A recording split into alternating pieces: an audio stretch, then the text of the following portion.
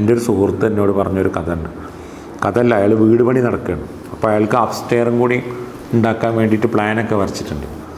അപ്പോൾ ഞങ്ങൾ തമ്മിൽ ഇങ്ങനെ ഇരുന്ന് സംസാരിക്കുക. എല്ലാ സൗകര്യമുള്ളൊരു സുഹൃത്താണ്.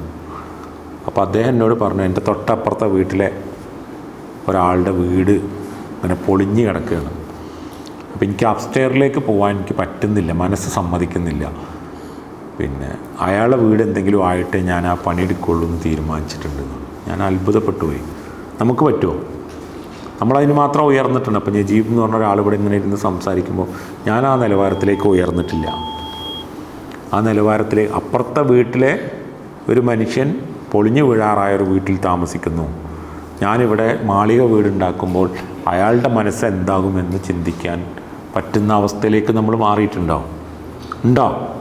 മാറിയിട്ടില്ല. നമുക്ക് മാറണം. നമുക്ക് മാറാൻ പറ്റണം. കല്യാണം ഉറപ്പിച്ചിട്ടും സ്വന്തമായിട്ടൊരു ഉടുപ്പ് വാങ്ങാൻ പറ്റാത്തത് കൊണ്ട് സുഹൃത്തിൻ്റെ കല്യാണത്തിന് ഉപയോഗിച്ച വസ്ത്രം വാങ്ങിയിട്ട് എനിക്കിടണം എന്ന് ആലോചിക്കുന്ന അവസ്ഥയിലേക്ക് അത് പോകുന്നു. ഒന്ന് ആലോചിച്ച് നോക്കൂ. ഇപ്പം നമ്മുടെ ചുറ്റുമുള്ള മനുഷ്യർക്ക് അത് കിട്ടണം. എന്നിട്ട് നിങ്ങൾ പഠിക്കുമ്പോൾ നിങ്ങൾ ഡോക്ടറോ എൻജിനീയറോ ടീച്ചറോ ആരോ ആവട്ടെ, ആദ്യം നല്ലൊരു മനുഷ്യനാവുക എന്നുള്ളതാണ്. അതിന് പറ്റണം.